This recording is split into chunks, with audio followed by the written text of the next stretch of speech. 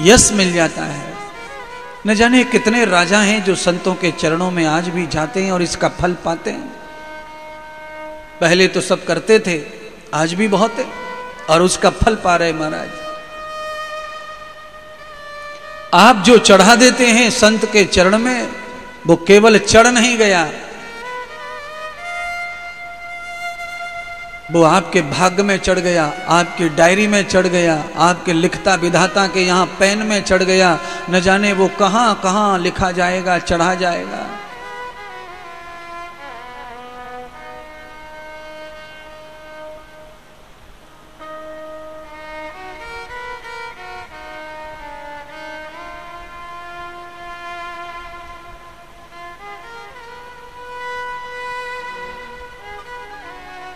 तीन जगह का धन कभी भी जीवन में खाना नहीं। एक बेटी का धन नहीं खाना, दे नहीं सकते तो लेना भी नहीं। और एक भाई का धन नहीं खाना, और एक गुरु का धन नहीं खाना। ये तीन धन जो खा जाता है वो तड़फ तड़फ तड़प तड़प के ही मरता है। उसके जीवन में कोई खुशहाली का दिन नहीं आएगा। वो जिस दिन गुरु का धन खाया जाएगा, जिस दिन भाई का धन खा लेगा, जिस दिन बेटी का धन खा जाएगा, वो तड़फेगा। देखिए, बेटी का धन खाने का मतलब ये नहीं है कि बेटी के घर जाके जो भोजन करे आए उससे तड़फेंगे, वो नहीं है।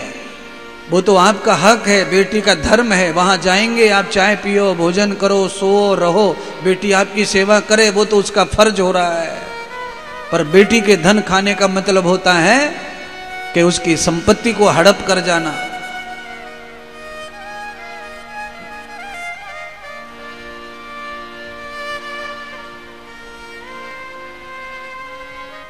जो शुभ कर्म के लिए दान किया धन, उस दान को मांग कर हड़प कर जाना, वो तड़पने के लिए तैयारी है, तड़प पैदा करेगा।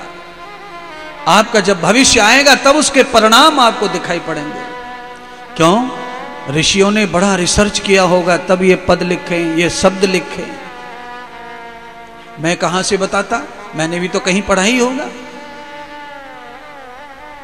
तो ये तीन जगह का धन मत खाओ। कुछ दिन तो कट जाएंगे खाते पीते, समझेगा नहीं, पर जब मरण का समय आएगा, बुढ़ापा आएगा, जब एक एक क्षण जब तड़फेंगे, तब समझेगा कि ये तड़फ, ये संकट, ये परेशानी, मौत मांग रहे, मौत आ नहीं रही है, ये सब क्यों हो रहा है।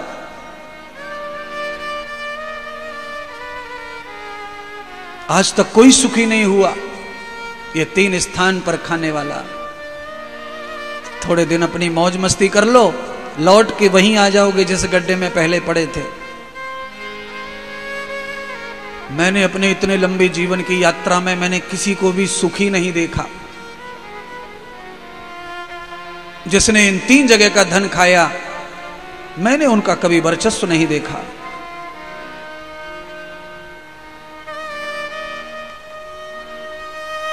सबके जीवन में ये घटनाएं हैं, सबके अनुभव होंगे। नारद जी ने आकर क्या समझाया होगा, वो कथा सुनाते हैं। नारद जी आए, सम्मान हुआ, स्वागत हुआ, सोने के सिंहासन पर बिठाकर प्रसाद जल पान कराया, और नारद जी संदेश उपदेश करने लगे। शुरू हो गए नारद जी। धर्मराज को बुलाकर बिठाया, सारे भाइयों को, पत्नियों को, कुंती को, और पहले उपदेश दिया नारद जी ने कलयुग का। पांडवों को कलयुग का बोध ही नहीं था कि कलयुग आ गया। तो संत जब जीवन में अचानक आते हैं और वो अचानक उपदेश करने लगते हैं, तो वो कल के लिए करते हैं उपदेश। कल क्या आने वाला है तुम्हारी लाइफ में, वो आज तुम्हें सावधान करने आए हैं। और संत कोई संत नहीं रहता है, संत वही संत है जो तुम्हारे कष्टों का, दुखों का अंत करता है। वही संत है, वही तुम्हारे जीवन में आता है। ऐसे ही वेशभूषा धारण करके कोई आ जाए, उससे लाभ मिलेगा मुझे नहीं पता, पर कोई संत आएगा तो लाभ अवश्य मिलेगा। ये जितनी जनता बैठी है, इसको लाभ हुआ है संत से, तो ही लोग आते। और जिनको लाभ नहीं दिखाई देता वो नहीं आएंगे। क्यों? मैं स्वयं वहीं जाऊंगा जहां लाभ दिखेगा। तो आपसे मैं कैसे आशा कर सकता हूं कि आप बिना लाभ के यहां आए हो। आपको मानसिक सुख, शारीरिक सुख, बौद्धिक सुख, कोई सुख तो यहां प्राप्त होगा। जो घर पे शायद न हो वो यहां मिलेगा। दिमाग थोड़ा रिलैक्स होगा, नसें शांत होंगी, कुछ तो सुकून अलग से मिलेगा। हो सकता है यहां जो न मिलता हो वो घर में मिले सुख, पर घर में जो न मिले वो यहां मिले। जगह बदल जाने से ही हमारे जीवन की सब कुछ चीजें बदलने लगती हैं। बहुत सारा परिवर्तन हमारे सुख में, दुख में, रहन और सहन में आ जाता है। सदगुरु भगवान श्री सूत जी ने शौनक आदि ऋषियों को कथा का दर्शन करवाते हुए कहा कि आज नारद जी ने पांडवों को वृद्ध अवस्था का बोध करवाया कि ये वृद्ध अवस्था क्या होती है और इस अवस्था में आदमी को क्या करना चाहिए और क्या नहीं करना चाहिए। तो आज नारद जी की जगह पर बैठ करके मैं आपको समझाना चाहता हूं कि जब बुढ़ापा आ जाए तो आदमी को क्या करना चाहिए, क्या नहीं। जो नारद ने बताया था पांडवों को, वही बात मैं आपको परोसूंगा। नारद जी क्या बता रहे हैं? नारद जी ने कहा कि ज्ञान अज्ञान में धर्मराज तुमसे भी अपराध हुआ है, पाप हुआ है। अर्जुन, भीम, नकुल, सहदेव, द्रौपदी, तुम सबसे पाप हुआ है। अरे महाभारत का युद्ध तुमने धर्म के लिए ही लड़ा, पर धर्म के लिए लड़ते लड़ते भी तुमसे बहुत सारे अधर्म हुए। पर भगवान की इच्छा से तुमने लड़ा है, इसलिए तुम उस अधर्म के भागी नहीं हो। पर जब तुम्हारा बुढ़ापा तुम्हें घेर लेगा, जरा घेर लेगी, और जब जरा तुम्हारे ऊपर आ जाएगी तो तुम सारी जिंदगी को भूल जाना, फिर तुमको हमेशा कलेश आएगा। जरा घेरती है आदमी को तो 5 कलेश उसके जीवन में आ जाते हैं, चाहे वो कितना भी यज्ञ करता हो, दानी हो, भजन करता हो।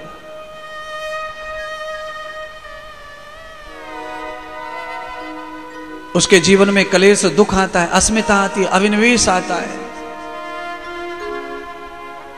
अस्मिता क्या है? अस्मिता यह है कि वो बुढ़ापा आने के बाद में जब जरा घेर लेती है ना, तो वो सारी जवानी के दिनों को याद कर करके रोता रहता है। इसको अस्मिता कहते हैं। मैं क्या हो गया, क्या था।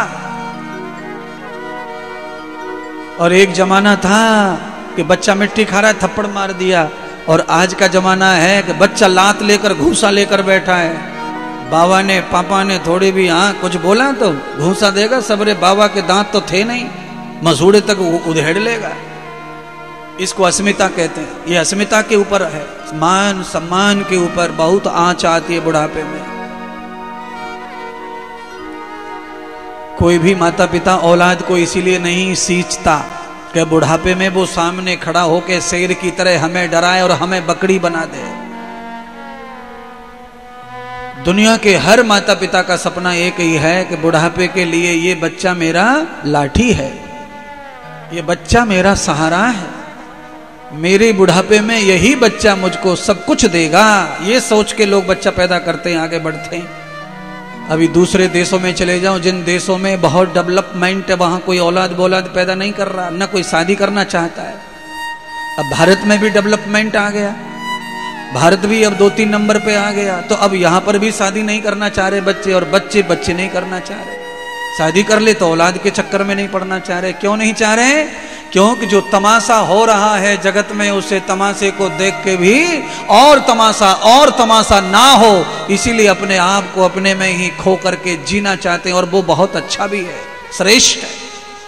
क्योंकि तमाशा देख के भी तमाशा समझ में ना आए और हम तमाशा पैदा करते रहें तो दुनिया तमाशा देखेगी तुम्हारे हाल का। ये ध्यान रखो। दुनिया में अगर कुछ ऐसा हो रहा हो कि औलाद अपने माता पिता को कंधे पर लिटा करके बैठी हो, जैसे बालक सोता नहीं तो माँ और पिता घर के बुजुर्ग बालक को दिन भर कंधे पर लेकर घूमते हैं, सो जा सो जा सो जा सो जा। बाप को नींद नहीं आ रही है, माँ को नींद नहीं आ रही है, और औलाद को कोई फर्क नहीं पड़ता आ रही है कि नहीं आ रही है। अच्छा बोलो, आप में से कोई बताओ, बच्चा रात में रोता है तो मां सोती है? पूरी रात हो गई, माँ को पूरी रात हो गई। ये क्या हो गया? अरे ठंडी से बुखार चढ़ बैठा है, ठंडी वाला बुखार आया, दांत बज रहे हैं, ये कर रही है। और महाराज रोमा नार रहेंगे छोरा पे, बहू पे, पट्टे के पट्टे पड़े घर में। 6 फुट की लुगाई है छोरा की और खुद 6 फुट का है, 12 फुट हो गए। अरे 2-2 फुट चौड़े हैं, इतनी लाश है निकम्मों की। पर ही मम्मी कर रही है, किसी को सुनाई ना पड़ रहा, समझ में ही ना आ रहा। सुनो तो सही। और वैसे दिन में मम्मी धीरे से कुछ बोल जाए, बहू फड़ाक सुन ले, और रात में मम्मी हाय हाय टकरा रही है पर बहू बहरी हो गई है, सुन सकती। और दिन में होठों में मम्मी ने कुछ कह दिया, सब सुन लिया। ये फुसुक फुसुक कर रही है, माने पूरा सुन लियो। अब रात में चिल्ला रही है मम्मी, टकरा रही है, बहू ना सुन रही ना बेटा सुन रहा। ऐसी बहू बेटे जब हो जाएं तो फिर ऐसा सबक दूसरे पड़ोसी को लेना चाहिए, जिसका अभी अभी ब्याह हुआ गर्मा गर्म, उसको ये सबक लेना चाहिए कि यहाँ कोई रात में सुनने वाला नहीं है और सब संपत्ति को यही खाएंगे। तो भाई ये तमाशा पैदा क्यों कर रहे हो? इसीलिए आप समझ लो, समय पर कभी कभी बहुत लंबे समय भी औलाद अच्छी रहती है, पर एक समय धीरे धीरे ऐसा आता है अच्छा भी अच्छा रहता नहीं है। समय का भरोसा नहीं है, औलाद के विचारों को बदलने का कोई भरोसा नहीं है। अच्छा बोलो, आप में से कौन सा ऐसा बाप बैठा है जो औलाद के माथे को पढ़ के बता दे कि 25 साल में मेरा बेटा क्या करेगा? बेटी आज ऐसी लग रही है कि पापा मम्मी का हाथ नहीं छोड़ती धर्म कर्म पूजा पाठ में, पर ये बेटी गुपचुप क्या गुल खिला रही है, ये बेटा क्या गुल खिला रहा, किसी को नहीं समझता ये बात। ये तो अंदर ही अंदर चल रहा है जो चल रहा है। ये धार्मिक होने का तो नकाब पहन रखा। मम्मी खुश रहे, पापा खुश रहे, पापा मम्मी को कोई दुख ना लगे, टेंशन ना ले, इसलिए है सब बात। पर वो नकाब उतर जाएगा तो उतर जाएगा, नहीं उतरा तो हमेशा पहने रहा जा सकता है। इसीलिए महाराज आत्मदेव को लाख बार समझाया था संतों ने, काय को बेटा बेटा कर रहा है, पैदा हो जाएगा तो लेने के देने पड़ जाएंगे। वही हुआ। पर इस कथा का मतलब ये नहीं है कि आप बेटा प्यार मत करो औलाद से, बेटे को चाहो मत। इसका मतलब ये है कि अगर नहीं है तो नहीं है, उसके लिए परेशान होने की जरूरत नहीं है। अगर बेटा है और निकम्मा हो गया है तो उसकी भी कोई याद रखने की जरूरत नहीं है। आपके बेटे की तरह लाखों लोग निकम्मे, आप उनके बारे में कहां बुरा सोचते हैं, उनके बारे में आप कहां कुछ सोचते हैं। जैसे लाखों लोग निकम्मे, उनमें एक और बढ़ गया, 1,01,000, 1,02,000, 1,03,000, ये भी सब उसी कैटेगरी में गया। केवल ये है कि वो गुड्डी के पेट से पैदा हुआ था, ये पप्पी के पेट से पैदा हुआ है, ये बस हो गया, समझ लो, फर्क नहीं है कुछ।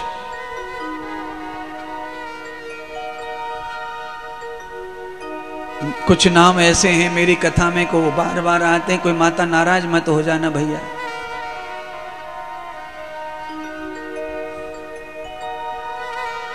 समझाने के लिए नाम लिए जा रहे हैं, उदाहरण के लिए। इसका मतलब ये नहीं कि सब गुड्डियों के पेट से बुरे बच्चे पैदा होंगे न।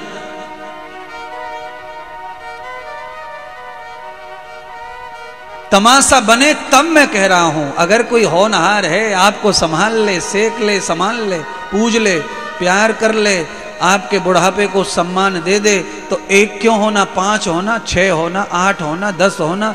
अच्छे तो दुनिया में जितने हो जाएं उतने ही कम है, पर बुरा तो एक ही बुरा है, वो कुछ काम का नहीं है। अच्छा फूल, फूल देखो, फूल तो सबके हाथ में एक एक होगा, तब जाकर के गुरुजी को दिया जाए, प्रणाम किया जाए। और कांटा, कांटा पूरे पंडाल में एक ही काफी है। और मैं गारंटी से कह रहा हूं, मुझे दे दो एक सुई तुम, मैंने तुम सबको एक ही सुई से ना चिक्कर मार दिया, ना चिल्लवा दिया, तो मेरी गारंटी है। ऐसी ऐसी जगह पे चुभाता, ऐसी ऐसी जगह पे चुभाऊंगा कि अय्या अय्या दैया दैया करते रहोगे। मैंने ये बात अपने ऊपर ले ली, कोई गुड्डी पपीता नाराज हो तो मैंने अपने ऊपर भी ले लिया सुई वाला कार्यकांड।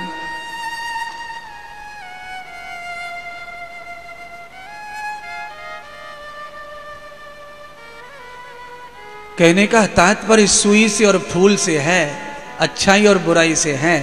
बुराई तो एक ही खराब है, अच्छाई लाखों अच्छी है। कितनी भी अच्छाई हो, लाखों उसकी अच्छाई, पर बुराई तो एक भी खराब है। बुराई तो आदमी को एक भी प्रिय नहीं है, दूसरे को जिसको नहीं पसंद है नहीं पसंद है।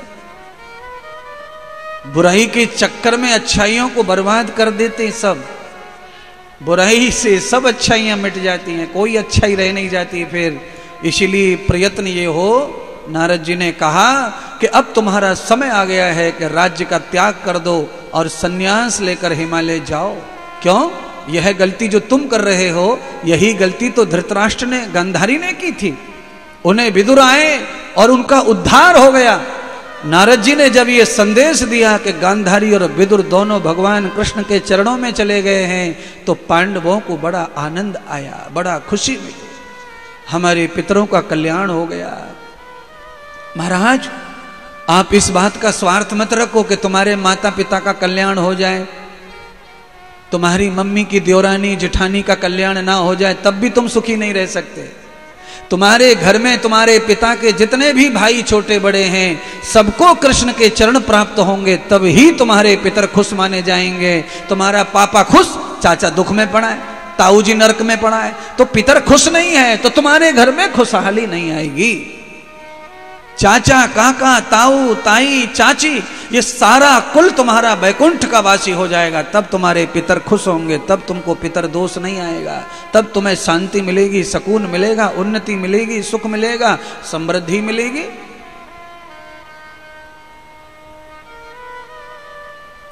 अब धीरे धीरे ज्ञानी हो रहे हैं लोग, तो जरा कुछ कुछ बातें लोग जो हैं छोड़ते जा रहे हैं पाखंड की। 30, 35, 40 साल पहले तो आप समझते ही होंगे ना, किसी किसी को ये साइकोलॉजिकल बीमारी हो जाती थी तो पहले बोलते थे भूत आ गए यहाँ पे, भूत। और भूत पहचानने वाले भी लोग गांव में रहते थे पहले, तो वो आते थे अपना झाड़ू फूका करते थे, फूकनी बजा तो कोई चिमटा बजा तो कोई लपड़ मारे, कोई थप्पड़ मारे, कोई राख फेंके, कोई थूक फेंके, और बाद में पूछो महाराज ये कौन सा भूत है, कौन सो? तो कहा छोटी चाची है। ले छोटी चाची भूत बन के जब सता सके तो इससे अंदाजा लगा लो कि ताई, चाची, काकी, चाचा, ताऊ, जब तक ये सब मुक्त नहीं हो जाते पाप कर्म से, तब तक पोतों को, नातू को सुख नहीं है, समृद्धि नहीं है, सुकून नहीं है। तो सारे कुल का कल्याण करने वाला पुत्र होना चाहिए। अगर सारे कुल का कल्याण करने वाला पुत्र नहीं है तो क्या उद्धार नहीं होगा? है, उद्धार होगा। कैसे होगा उद्धार? तब अपने गुरु और गोविंद के चरण पकड़ लो, वही तुम्हारा पुत्र है, वही तुम्हारा पिता है, वही तारेगा और वही उबारेगा। जिसका कोई रिश्तेदार कल्याण करने के लिए तैयार नहीं है, उसका रिश्तेदार गुरु बनता है। गुरु सर्वत्र रिश्तेदार है महाराज। जन्मांध से जन्मस्त प्रिया अनंत जन्मस्तुनंत कर्मा, अनंत जन्मस्त दत्त कर्म। न जाने कितने जन्मों का संबंध गुरु से रहता है, तब गुरु हमारे जीवन में भगवान बन के आते हैं। एक सामान्य साधु कैसे किसी के लिए भगवान बन सकता है? कितने जन्मों का होगा कोई पुण्य, तब जाके उस सामान्य आदमी को भगवान का दर्जा मिल रहा है। बिना तप, बिना पुण्य, बिना जप के नहीं मिलेगा वो। दोष अवगुण कुछ होंगे महात्मा गुरु में, पर सामान्य सा जीवन, तुम्हारे जैसा शरीर, तुम्हारी जैसी जिंदगी, तुम्हारे हाथों को बना हुआ खाना खाने वाला महात्मा कैसे भगवान की तरह पूज रहा है? अरे महाराज, तुम्हारा उसका कई जन्मों का रिश्ता है, कई जन्मों का तप जप सेवा पूजा है, तब मिलन होता है। कहीं बिछड़ गए, कहीं मिल गए, कहीं उबड़ गए, कहीं मिल गए। वो सब यही चलता रहता है संसार में। ये कोई भी रिश्ता मुफ्त का नहीं है। सदगुरु सूत जी कहते हैं, सौनक जी, आज नारद जी ने पांडवों को उपदेश दिया और उसी समय नारद जी ने पांडवों के साथ में परीक्षित को भी उपदेश दिया। परीक्षित को कहा कि कलयुग आने वाला है पुत्र, और जब कलयुग आएगा तो कलयुग में कलयुग के ये ऐसे चिन्ह रहेंगे, निशान रहेंगे, ऐसा परिचय रहेगा। कलयुग जब आएगा तो कैसे पहचाने कलयुग आ गया? तो पहला तो मैंने वही कहा, क्षणम न कृतम त्वया वाचाम। आदमी 1 मिनट पहले जो बोला उसी को पलट जाए तो समझ लो कलयुग। कलयुग में वाणी पर कोई टिकेगा नहीं। कलयुग में वाणी का सबसे ज्यादा दोष होगा, वाणी सबसे ज्यादा दोषी होगी कलयुग में। वाचार कृतम, वाणी इतनी वाचाल हो जाएगी कि इस वाणी के चातुर्य से बड़े बड़े कपटी, बड़े बड़े छलिया जो है महान हो जाएंगे। और ये वाणी बड़ी झूठी होगी और बड़ी बदलू होगी, पलटू होगी ये वाणी कलयुग में। तो आ ही गया कलयुग, ऐसा समझ के चलो। वाणी का वचन निभाने वाले तो बहुत कम लोग हैं संसार में, बहुत कम लोग हैं संसार में। वाणी का वचन निभाने के लिए तो कलयुग के प्रभाव से कोई बचे, सतयुग के प्रभाव में आए कोई, यानी जिसके ऊपर 100% सत्संग का प्रभाव है, संत का प्रभाव है, वो है सतयुग में ही रहता है। संत सतयुग में रखते हैं, सत्संग सतयुग में रखता है। संत और सत्संग जिसके जीवन से चला गया वो कलयुग में ही रहेगा। अच्छा बोलिए, बारिश में भीगने के लिए और बारिश से बचने के लिए कितना अंतर है भैया? रोड और रोड के एक किनारे पर साइड में पतरा पड़ा हुआ है टीन का, चाय की दुकान पे, और वो पतरा और पतरे के बाहर आधा फुट भी आप बाहर हैं तो भीगेंगे और अंदर आधा फुट चले गए तो भीगने से बच जाएंगे। इतना फर्क है कलयुग और सतयुग में। दोनों टच में टच है महाराज। द्वापुर पीछे पीछे चल रहा है, सतयुग पीछे चल रहा है, और कलयुग के आगे जाकर खड़ा है सतयुग। जैसे ही कलयुग समाप्त होगा सतयुग प्रारंभ होगा, इसलिए सब टच टच है। संत और सत्संग ये सतयुग का दर्शन कराते हैं, और ये दोनों जीवन से चले जाएं तो केवल कल काल कुठार, फिर चारों तरफ कलेश। काल घूमता है, बुद्धि में काल मंडराता है, चारों तरफ काल मरता है। मार देंगे मर जाएंगे, मार देंगे मर जाएंगे, ये विचारधारा पैदा हो जाती है। ये कलयुग बुद्धि है, कलेश की बुद्धि है। महाराज आप किसी को मार भी दीजिए तो भी आप ही मर गए, और आप स्वयं भी मर जाइए तो भी मर गए। किसी को मार देने से भी आप मरेंगे, ये पक्का है।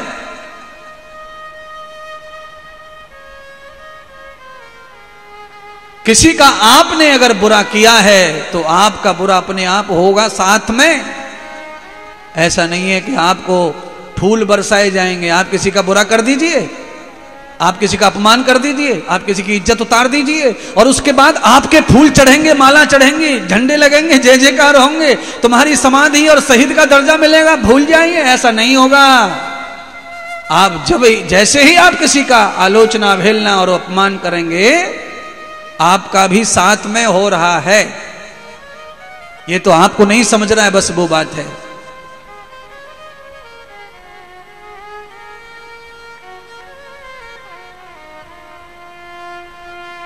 नारद जी ने 5 पांडवों को ज्ञान दे दिया और राज्य का त्याग करवा दिया और परीक्षित को राजा बना दिया और कलयुग के दर्शन करा दिए।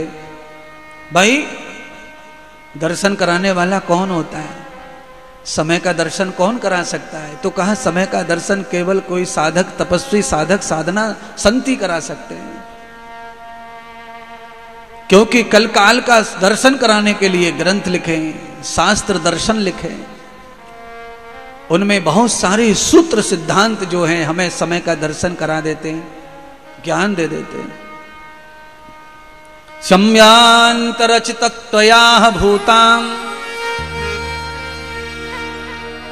या संकृत मंगलम क्षुधाः। 5 पांडवों ने द्रौपदी के साथ में जाने का निर्णय कर लिया, और नारद जी के साथ में 5 पांडव द्रौपदी को लेकर के निकल पड़े। कहां पहुंचे? हरिद्वार। हरिद्वार में हर की पौड़ी में स्नान किया, और वहां से चप्पल जूते जो पहने हुए थे वो त्याग दिए। नंगे पैर जो है यमुनोत्री, गंगोत्री, बद्रीनाथ, केदारनाथ की ओर चल पड़े। हरिद्वार के बाद में ये हरिद्वार जो है ना लास्ट स्टॉप है, स्वर्गलोक का। ये द्वार हरिद्वार, स्वर्ग में जाने का रास्ता हरिद्वार से ही जाता है।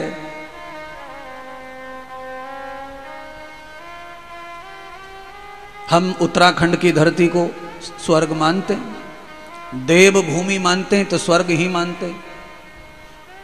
तो भगवान श्री नारद जी लेके चले गए पांचों पांडवों को, और कर्म अनुसार पांचों पांडवों ने अपने पितरों के ब्रह्म श्राद्ध किए।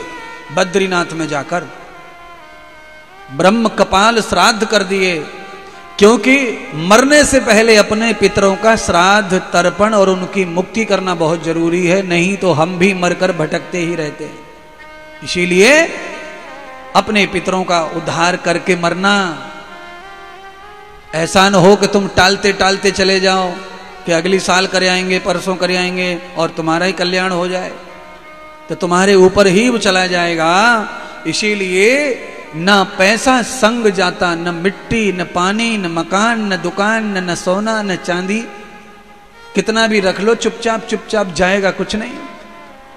आदमी अपनी लाइफ के हिसाब से रखता भी है, छुपा के चुरा के, समाज से, दुनिया से, अपनों से, भाई जाएगा कुछ नहीं। पर हाँ, सामाजिक विपत्ति के लिए धन अपने पास होना चाहिए। सामाजिक संकट आ जाए, समाज संकट धन से निपट सकता है, तो धन चाहिए अपने पास, होना चाहिए। पर जाएगा कुछ नहीं साथ में। पांचों पांडवों ने अपने पितरों का ऋण उतार दिया और जाकर बद्रीनाथ में भगवान विशाल पूजा की और पितृ श्राद्ध करके स्वर्ग की ओर बढ़ गए।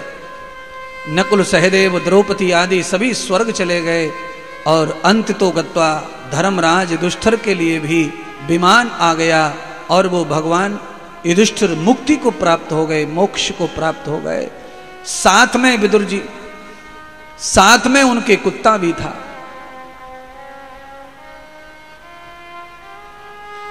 धर्मराज का संग करने के कारण वो चांडाल कुत्ता भी मुक्ति को प्राप्त हो गया।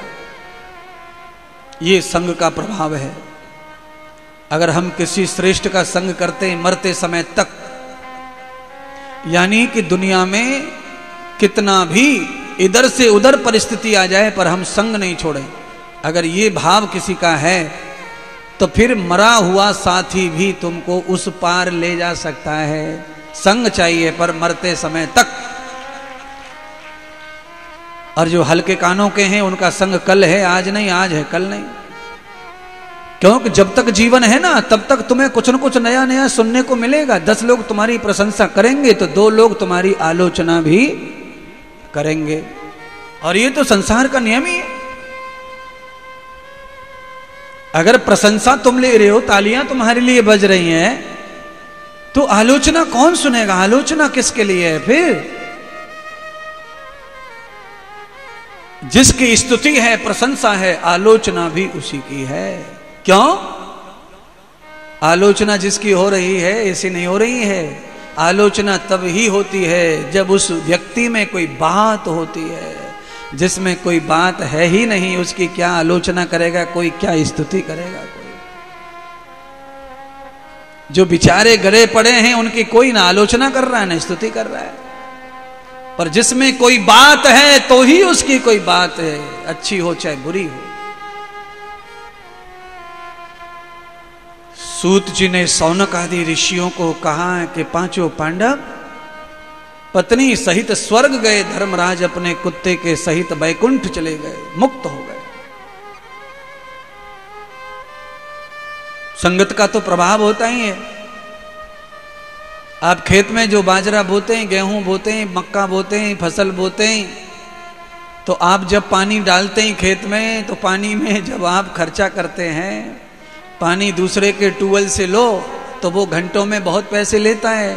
2000 रुपये बीघा, 3000 रुपये बीघा पानी देता है।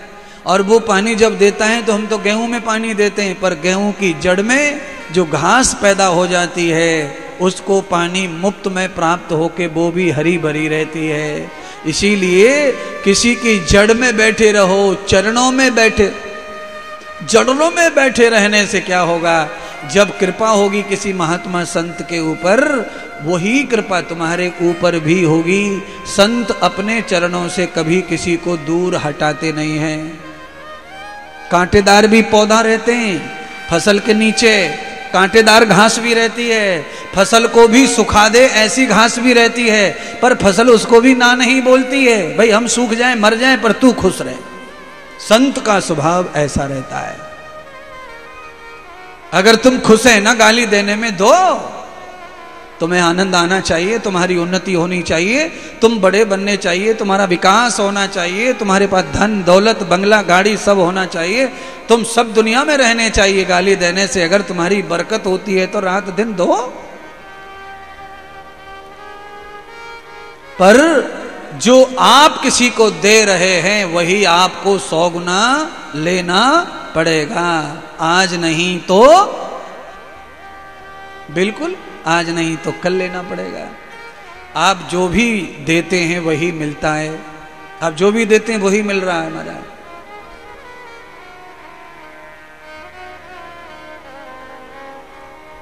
अभी 20-22 दिन कथा नहीं की हमने, 20-22 दिन हमने कथाएं 2 कैंसिल की, हटाई कथा, और उन कथाओं को हटाया इसलिए गुरु पूर्णिमा आ रही है। पूरी साल कथा करते हैं तो 20 दिन थोड़ा विश्राम करें और थोड़ा वृंदावन में रहें, आश्रम में, यहाँ रहने को मिलता नहीं है। तो फिर हमने कहा रहो भाई। तो हम आपको ईमानदारी से बताते हैं 20 दिन कथा नहीं की, हमें 20 दिन यानी कि कल और आज को छोड़ दो तो परसों भी ऐसा प्रतीत होता था दिमाग में, वो मैंने बताया भी किसी को था कि भाई ऐसा लग रहा है कि 20 साल से कथा हुई नहीं, हम तो ऐसे हो गए 20 दिन में महाराज कि 20 साल हो गए कथा ही नहीं हुई हमारी।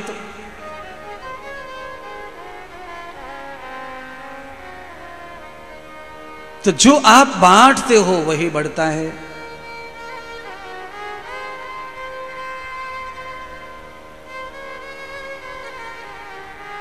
राजा परीक्षित को बता दिया गया था सारा निशान, राजा गद्दी पर बैठे हैं, और राजा परीक्षित ने आज अपने राज्य का निरीक्षण किया। और जब राजा ने निरीक्षण किया राज्य का, तो राज्य को निहारने के लिए घोड़े पर सवार हो गए। तो भगवान सूत जी ने कहा कि राजा ने देखा कि कोई दुष्ट प्राणी बैल को मार रहा है, गाय को मार रहा है, और ये निशान बताए थे